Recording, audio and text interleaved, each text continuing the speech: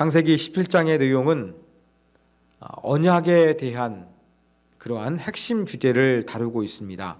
언약이란 단어가 17장에서 13번 등장하고 있고 또 그 단어가 이렇게 17장 전체에 골고루 분포되어 있다는 점에서 17장의 핵심 주제는 언약입니다.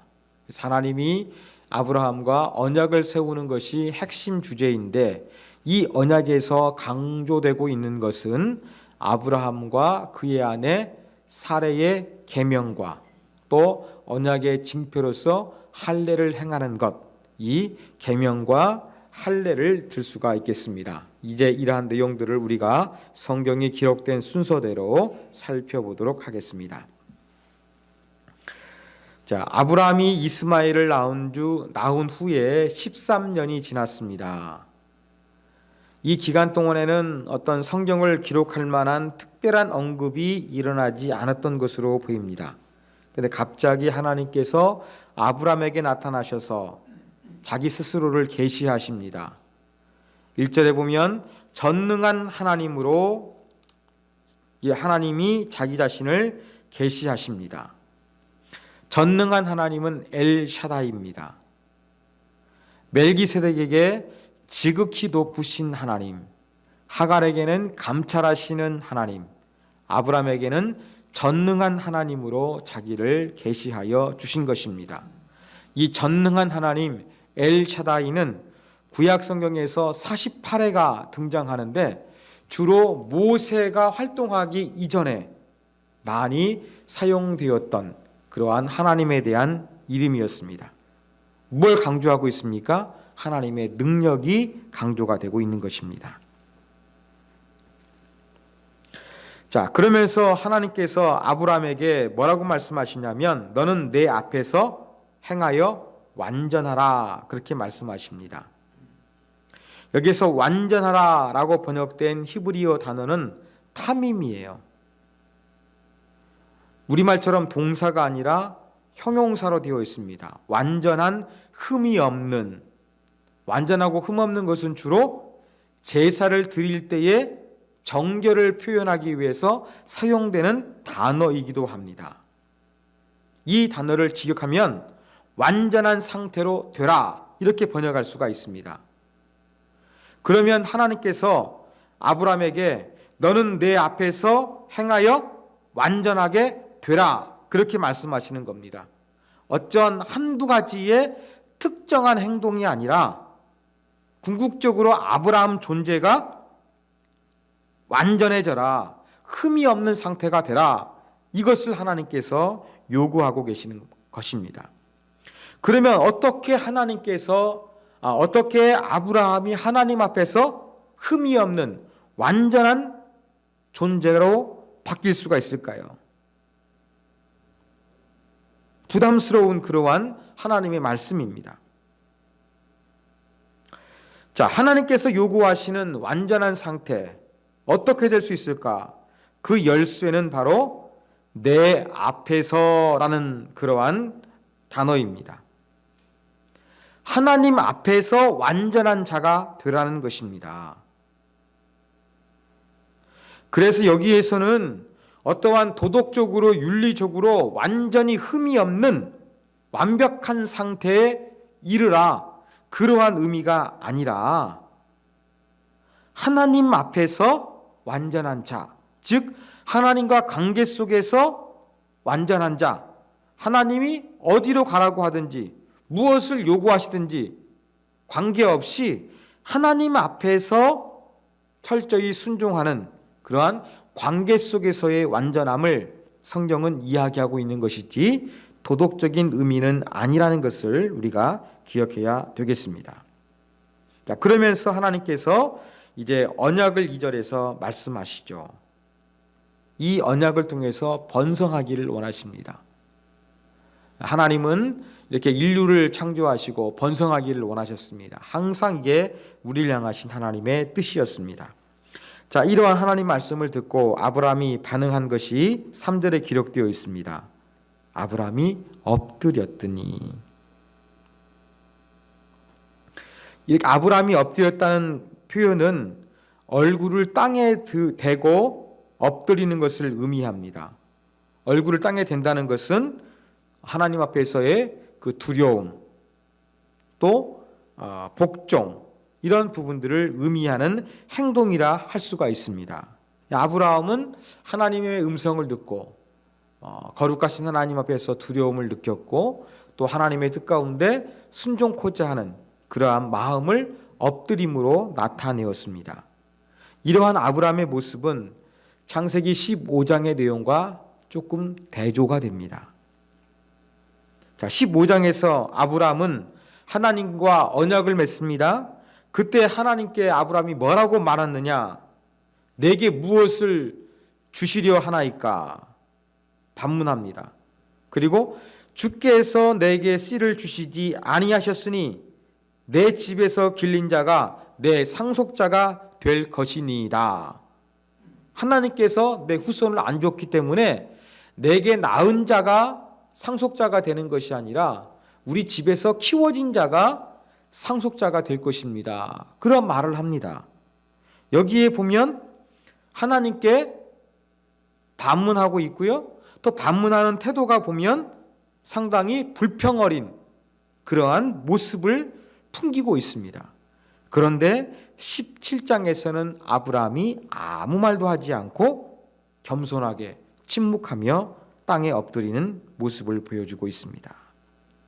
이렇게 땅에 엎드린 아브라함에게 하나님이 말씀하시죠.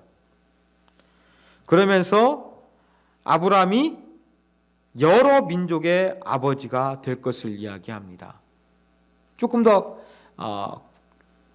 아브라함의 후손이 많아질 것이 약해지는 것이 아니라 오히려 더 강해지고 있는 거예요. 뭐 티끌같이 많아질 것이 아니라 여러 민족들의 아버지가 될 것이다. 아브라함을 통해서 뭐 구두라, 에돔, 그 다음에 뭐 이런 많은 나라들이 나오게 되는 것이죠. 자, 이러한 여러 민족들의 아버지가 될 것을 하나님께서 말씀하시면서 그 증표로서 하나님께서 이름을 바꾸어 주십니다. 자, 아브람이란 이름은 높임을 받는 아버지, 존경받는 아버지, 어떤 그러한 의미를 가지고 있어요.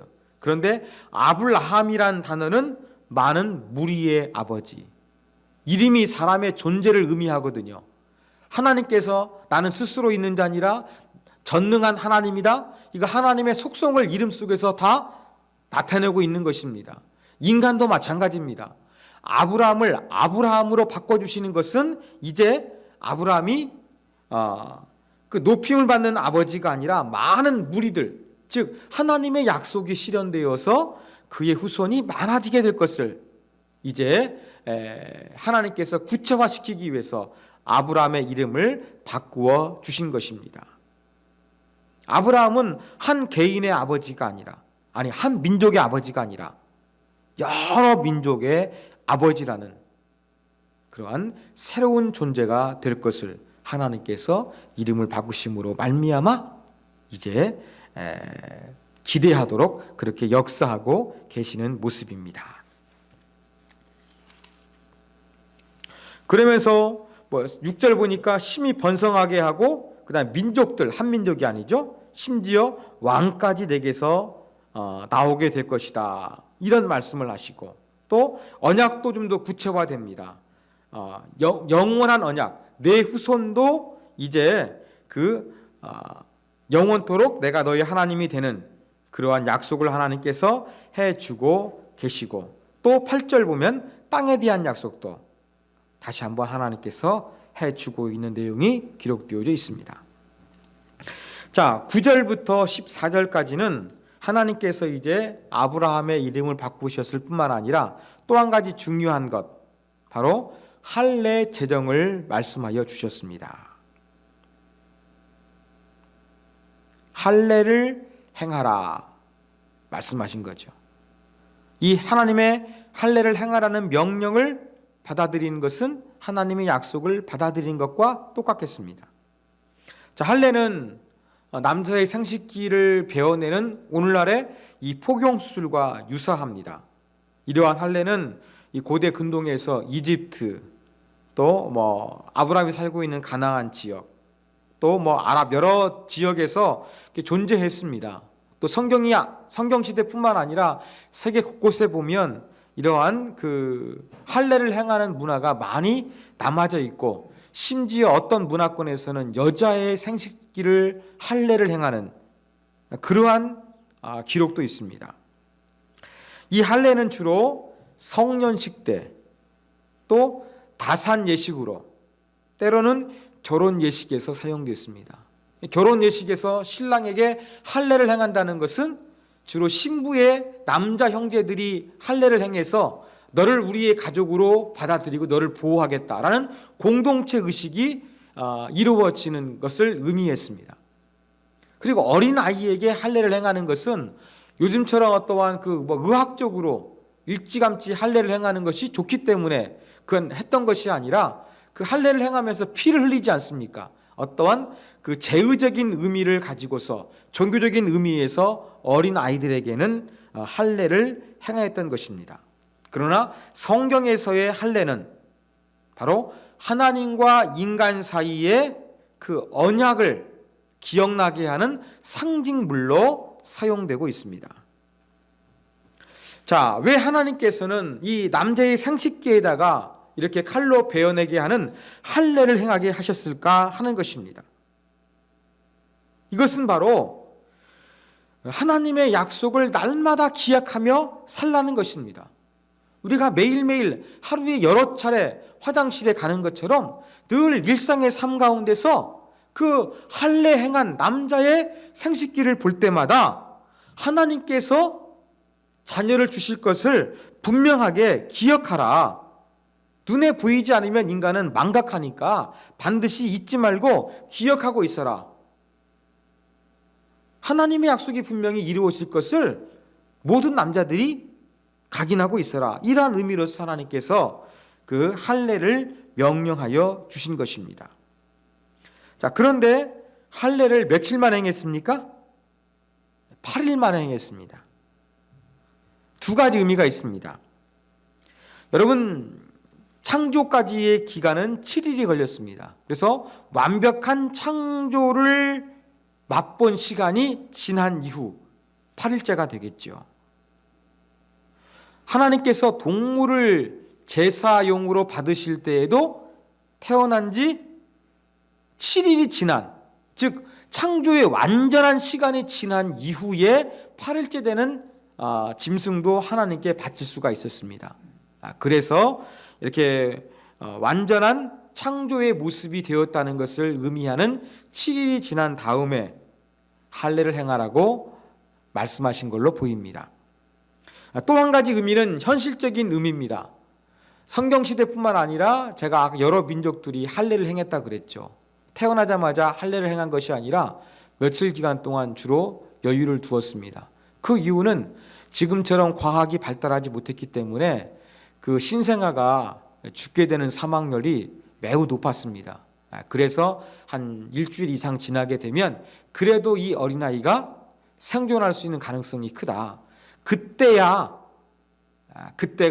바로 할례를 행하게 되었죠. 꼭 죽을 아이인데 할례 해왔자 아무 의미 없고 아이에게 고통스러우니까 그렇게 태어나자마자 행하지 아니하고 한 일주일 넘도록 그렇게 아이가 건강하게 자랄 수 있을까 없을까 살펴본 다음에 주로 그런 시간 지난 다음에 할례를 행했다는 것을 우리가 기억하시면 되겠습니다. 자, 할례의 대상은 누구였습니까? 아브라함의 집안에 있는 모든 남자들에게 행하게 했습니다. 아브라함뿐만 아니라 솔직히 아브라함 자손이다 그러면 아브라함에게만 기억해도 되겠는데 하나님께서 그 약속이 반드시 이루어질 것이니까 이 아브라함에 살고 있는 집안 전체에 있는 모든 남자들, 아브라함뿐만 아니라 그에게 낳은 이스마엘, 그 다음에 그 종들, 태어났을 때부터 종이었던 존재거나 아니면 돈 주고 사왔거나 무조건 아브라함의 집안에 있는 그러한 종들이라고 한다 그러면 모든 남자에게 예외 없이 할례를 행할 것을 하나님께서 명령하여 주셨습니다. 그리고 이렇게 하나님께서 명령대로 할례를 행하지 않으면 끊어지게 될 것이다. 죽음을 당할 것을 하나님께서 말씀하여 주신 것입니다. 이러한 할례는 하나님께서 그 날마다 하나님의 약속을 기억하면서 그 인간의 믿음을 강화시켜 주기 위한 하나님의 방법이었음을 우리가 알 수 있습니다.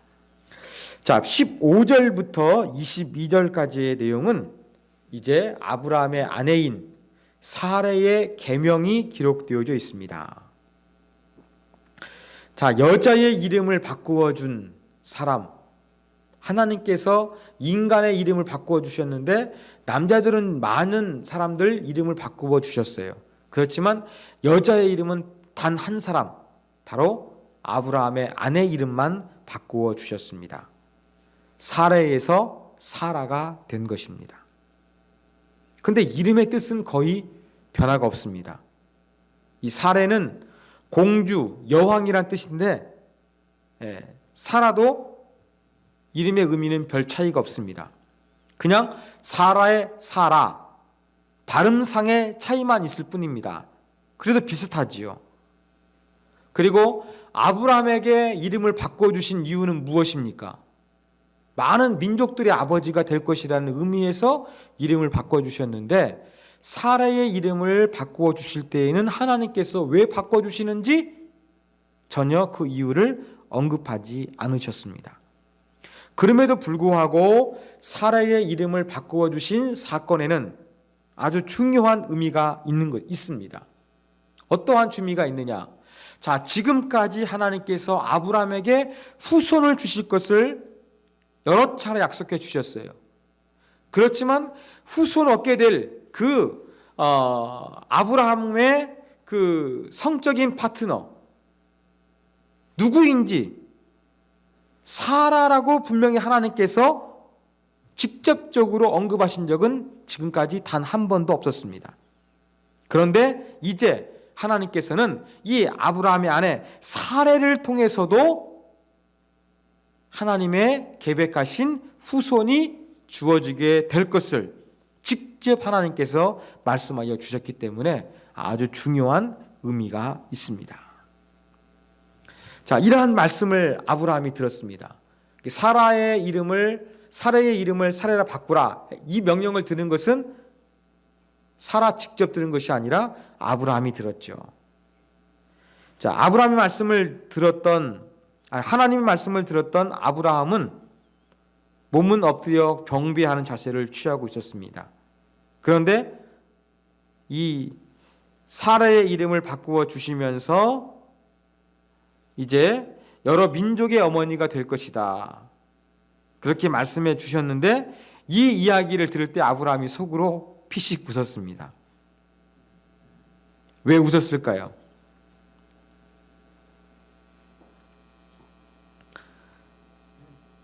완전히 포기해버리고 또 완전히 가능성도 없었기 때문에 하나님 말씀하시는 것이 너무 비현실적으로 보였기 때문에 아마 아브라함이 그렇게 속으로 웃었던 것으로 보입니다.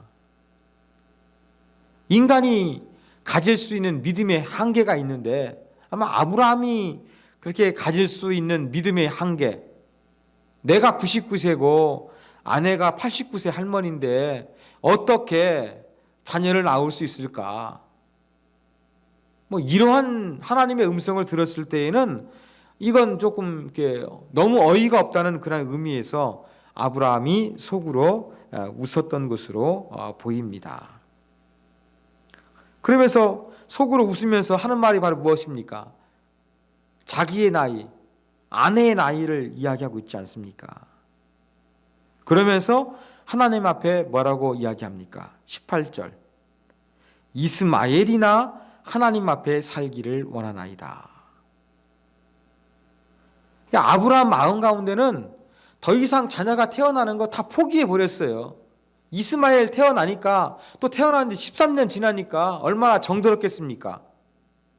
그러면서 아무런 그 변화는 없고 자기들은 늙어만 가니까 그냥 아브라함 마음 가운데서는 그래, 내 후손은 이스마엘이다. 이런 어떤 그 심정을 완전히 굳힌 것으로 보입니다. 그래서 하나님께서 사라가 임신해서 그 많은 민족의 어머니가 될 것이다 말씀을 하시니까 피식 웃고 이스마엘이나 하나님께 복을 받아 하나님의 보호 아래서 잘 살기를 원합니다. 이렇게 하나님께 반응하고 있는 것이죠. 여기에 대해서 하나님 이렇게 말씀하십니다. 아니라 내 아내 사라가 아들을 낳을 것인데 그 이름까지도 하나님 가르쳐 주셨죠. 이삭이라고 하라 그랬습니다. 그런데 이삭이란 이름의 뜻이 뭐예요? 웃음이에요. 하나님께서도 그 유머 감각이 뛰어나십니다. 아브라함이 사레가 임신하게 될 것이다 라고 하니까 아브라함이 피식 웃었습니다. 하나님 말씀을 제대로 믿지 못해서 피식거리며 웃었지만 하나님께서 그 태어나게 될 아들의 이름을 이삭이라고 하면서 그것은 하나님께 어떤 피식거렸던 웃음이 사라지고 기쁨과 즐거움 속에서 나오는 진정한 기쁨의 웃음이 될 것을 하나님께서 그 이름을 통해서 이미 보여주신 거였습니다. 그래서 이삭이라 하나님께서 말씀해 주신 것이죠. 그래서 1년 뒤에 또 낳게 되면 내가 언약을 이삭과 세울 것이다. 하나님 말씀하십니다. 자, 아브라함의 이름을 하나님께서 아브라함으로 바꿔주셨습니다. 그 다음에 아브라함의 손자, 그 야곱을 하나님께서 이스라엘로 바꿔주셨죠. 근데 이삭이라는 이름은 바꿔주시지 않았습니다. 왜요? 하나님께서 친히 이름을 알려주셨으니까. 하나님 지으신 이름인데 어찌 인간이 더 바꿀 수가 있겠습니까? 완전하신 하나님께서 지으신 이름이니까. 그래서 이삭의 이름은 바뀌지가 않았습니다. 자, 이러한 아브라함과 하나님과의 대화가 끝나고 하나님이 아브라함 곁을 떠나가셨죠. 그래서 23절부터 27절까지의 내용은 하나님께서 명령하신 대로 할례를 아브라함이 온 가족 가운데 행하는 그러한 내용이 기록되어 있습니다. 자, 이 구절에서 우리가 주목해야 될 단어는 23절에 기록되어 있는데 하나님이 자기에게 말씀하신 대로, 방법은 어때요? 하나님 말씀하신 그대로 순종했다는 것이죠. 자, 시간을 나타내는 단어가 있지요. 이날에. 그 다음에 26절 그날에 있습니다. 이날에 그날에 아브라함이 즉각적으로 또 말씀하신 대로 온전하게 순종하였음을 성경이 보여주고 있는 것입니다. 아브라함은 사레가 임신하게 될 것을 들었을 때 속으로 피식 웃었지만 하나님이 재차 말씀하시게 되니까 그것을 기쁨으로 받아들여서 하나님이 명령하신 대로 자기 집안에 있는 모든 남자들의 그러한 할례 의식을 행했다는 그러한 내용이 맨 마지막 분에 기록되어져 있습니다. 이것이 바로 창세기 17장의 내용입니다. 자, 17장을 통해서 우리가 얻을 수 있는 교훈을 살펴보도록 하겠습니다. 첫 번째, 하나님께서 역사하시는 타이밍에 우리가 주목할 필요가 있습니다. 저는 오늘 설교를 준비하면서 희망 고문이란 단어를 떠올렸습니다. 아브라함에게 희망 고문이란 단어가 정말로 딱 어울리는 그러한 가나안에서의 삶을 살았습니다. 왜 아브라함에게 희망 고문이란 단어가 어울리느냐? 아브라함아, 내가 너에게 자녀를 주겠다. 티끌처럼 하늘의 별처럼 여러 민족을 이루게 할 것이다. 하나님 말씀하셨어요. 그래서 그 약속이 실현되는데 시작부터 이루어지는 시점까지 무려 시간적인 기간이 24년, 사반세기 가까이 걸렸습니다. 왜 이렇게 하나님은 오랜 세월에 걸쳐서 약속하시는 걸까요? 그 이유를 우리가 한번 생각해 볼 필요성이 있습니다. 하나님은 인간에게 희망을 주시고 언약을 맺으시고 성실하신 하나님께서 그것을 반드시 이루었지만 오랜 시간이 걸린 데에는 하나님의 의도가 분명히 있었습니다. 하나님은 때를 기다리신 거예요. 어떤 때를 기다리셨겠습니까? 인간이 스스로가 뭔가 할 수 있다는 그 생각을 완전히 포기할 때까지 기다리신 겁니다. 생물학적으로, 의학적으로 자녀가 나올 수 있다는 가능성 포기할 때까지 기다리신 거예요. 심리적으로 인간이 뭔가 할 수 있다는 의지력을 갖고 있는 이것이 다 포기될 때까지 기다리신 거예요. 그래서 뭔가 인간 스스로가 자기의 힘으로 뭔가 할 수 있다 이렇게 말하는 시점이 완전히 지나갈 때까지 하나님은 기다리셨습니다.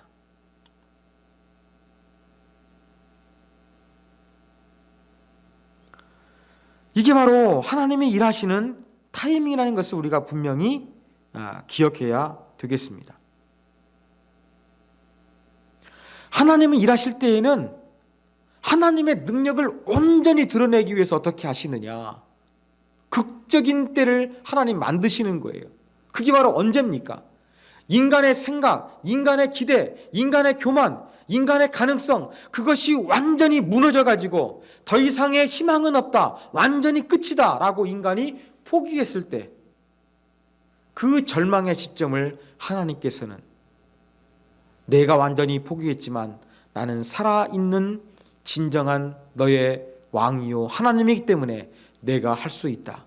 바로 그때 하나님은 일하시고 역사를 행하시는 것을 보여주시기 위해서 이렇게 아브라함에게 오랜 세월 동안 약속을 하시고도 그것이 이루어지기까지 기다리시는 그러한 시간을 갖게 하신 것이었습니다. 하나님의 타이밍을 우리가 기다리는 것, 인간에게 희망 고문처럼 너무 느리고 너무 지루한 것처럼 보일 수는 있으나 바로 하나님은 이러한 그 인간이 뭔가 완전히 포기하는 그 시점을 통해서 나는 포기했어도 하나님은 하시는구나. 그래서 하나님이 위대한 분이고 그래서 하나님이 살아계신 분이구나 라는 그러한 하나님의 능력과 위대함을 인간이 고백할 수 있도록 그때까지 하나님이 기다리신다는 것입니다. 그래서 우리는 하나님께서 더디 역사하실 때 왜 하나님께서 더디 하시는 것일까 의문을 가질 것이 아니라 그래 내가 할 수 있는 가능성을 다 포기하고 온전히 하나님께 맡기고 또 하나님의 그 주권적인 능력으로 행하시는 그때를 우리로 하여금 경험하기 위해서 하나님의 위대하신 능력을 경험하기 위해서 하나님은 더디 행하고 계시는구나 그렇게 우리가 생각해야 될 것입니다. 자, 두 번째 교훈점입니다. 두 번째 교훈점은 여러분 우리의 신앙에서 확실한 것이 중요한 것이 아니라 믿음으로 반응하는 것이 중요하다는 것을 오늘 말씀을 통해서 우리가 배울 수가 있습니다. 제가 화요일 날 이제 성장만 하기 위해서 모였는데 올 봄에 등록하신 우리 성도님께서 그런 말씀을 하시더라고요. 이렇게 아직 하나님 말씀에 대해서 완전히 믿어지지는 않는 거예요. 그런데 조금 아들 계기 때문에 교회 나오게 되었지만 아들 문제도 조금은 잘 돼가고 있고 또 마음도 편하셔가지고 교회는 나오시고 계시는 것 같아요. 그런데 뭔가 성경을 보면은 진짜 그랬을까? 합리적인 의심, 이성적인 어떠한 생각들이 분명히 들고 있고 그러면서 이 하나님의 존재에 대해서 완벽하게 믿음으로 받아들일 수 있는 것들이 생기지 않는 그러한 고민을 말씀을 하셨습니다. 자, 이러한 분에게 제일 좋은 해결책은 무엇일까요? 이러한 얘기 들었을 때 제 머릿속에서 떠오르는 것이 바로 무엇이냐면 하나님께서 그냥 이 성도님께서 하나님의 살아계심을 그냥 고백할 수 있도록 뭔가 강력한 거, 뭔가 범상치 않은 거, 뭔가 이 인간의 한계와 가능성과 과학을 뛰어넘어 있는 것 그런 어떤 놀라운 능력으로 하나님께서 하나님의 살아계심을 보여주시는 거라고 저는 그렇게 머릿속에서 상상이 되었습니다. 누구나 하나님을 인정할 수밖에 없는 방법. 위대한 하나님의 역사가 나타나면 얼마나 좋겠습니까? 아니면 꿈에서라도 이 체험하게 해가지고 사랑하는 딸아, 왜 나를 의심하니? 내가 너를 얼마나 사랑하는데 다정하고 사랑스럽게 말씀해 주시면 이분이 어떻게 되겠습니까? 아이고, 내가 하나님 잘 믿을게요. 제가 어리석었습니다. 이렇게 반응할지도 모르겠습니다. 우리는 이러한 생각들을 하면서 우리의 믿음을 보다 확실하게 하는 방법은 하나님의 존재와 하나님의 능력을 우리로 하여금 확실하게 경험하고 체험하게 하는 것. 이것이라고 우리는 생각합니다. 그죠? 우리에게는 이것이 필요한 것 같아요.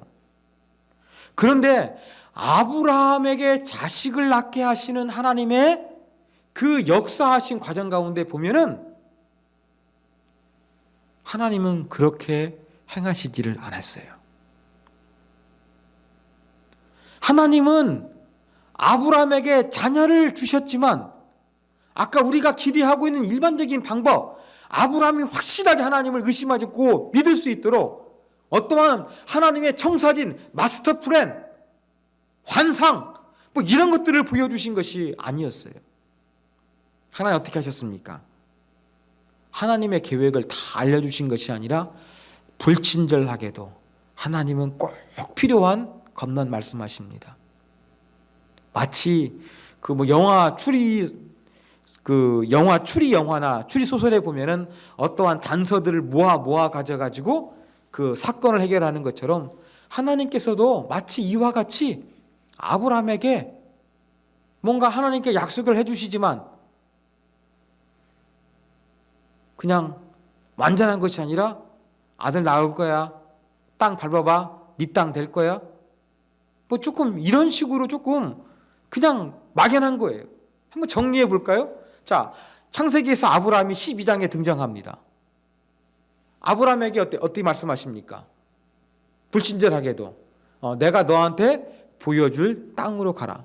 목적지도 가르쳐 주지도 않고 너 앞으로 내가 인도할 것인가? 너 떠나라. 하나님 말씀하셨어요. 아브라함이 순종해서 떠나죠. 그때 하나님께서 땅과 자손을 약속해 주셨습니다. 자, 그 다음에 이제 하나님이 또 어떤 약속을 주시느냐? 13장에 보면 이제 아브라함과 롯이 하나님의 복을 받아서 가축이 많아지고 자산이 많아졌습니다. 그래서 그들이 거하고 있는 땅 가운데 원주민도 있고 자기들의 목축하는 이 짐승들이 많아지니까 땅이 비좁았어요. 어떻게 합니까? 분가했습니다. 그래서 롯이 떠나간 이후에 아브라함이 혼자 남았는데 그때 하나님이 찾아오셨어요. 그 땅 거래한 다음에 소유권을 행하는 의식 가운데서 사방으로 땅을 밟아보거든요. 바로 그 일을 아브라함에게 행하게 하셨습니다. 너 밟는 땅 다 네 거야. 그리고 네 후손 지금 자식이 없지만 뭐라고 말씀하십니까? 하늘의 티끌처럼 땅의 티끌처럼 많아질 거야. 조금 더 구체화시켜 주신 거예요. 자, 15장. 이제 15장에 와가지고 지금까지는 구두 약속이었어요. 이제 정식 약속을 합니다. 문서로서 계약하는 거예요. 이게 15장입니다. 자, 그 당시에 이제 그 계약 믿을 때 어떻게 했느냐? 약속을 지키지 아니하면 죽임을 당할 것이라는 의미에서 짐승을 반으로 갈라놓고 그 사이를 지나갔습니다. 그 사이를 누가 지나갑니까? 아브라함이 지나가는 것이 아니라 하나님이 친히 지나가셨습니다. 아브라함, 너에게 내가 자녀 주는데 너 자녀를 안 주면 쪼개진 짐승처럼 나 하나님 아니다. 하나님이 짐승 사이로 지나가면서 확실하게 정식으로 계약을 맺어주신 것이었습니다. 이런 과정들을 보면 조금씩 어떻습니까? 하나님의 약속이 구체화되는 거예요. 그리고 17장에 와서야 이제 한 23년 만에 어떤 일이 벌어집니까? 내 아내 사례를 통해서 아들을 낳을 것이다. 이름을 이삭이라 하라. 보다 분명하게 하나님의 약속이 주어지고 있는 거예요. 하나님은 아브라함에게 믿음으로 반응하기를 원하셨어요. 그러면서 하나님은 아브라함에게 믿음으로 완벽하게 순종할 수 있는 위대한 일, 엄청난 일, 아브라함이 의심할 수 없는 위대한 사건을 만든 것이 아니라 하나님의 계획을 다 보여주신 것도 아니라 조금씩 보여주시면서 아브라함에게 뭘 하게 만드셨습니까? 믿음으로 반응하게 만드신 거예요. 끝까지 믿음으로 인내하게 만드신 거예요. 이게 바로 하나님의 신앙을 강화시키는 그런 방편이라는 것입니다. 여러분, 우리는 어떤 생각하고 있는 겁니까? 내 믿음이 강해지는 것은 강력한 하나님의 능력, 아니면 개인적으로 신비한 체험, 환상이라도 한번 내가 하나님의 음성이라도 들으면 내가 확실한 믿음을 가질 것 같은 거예요.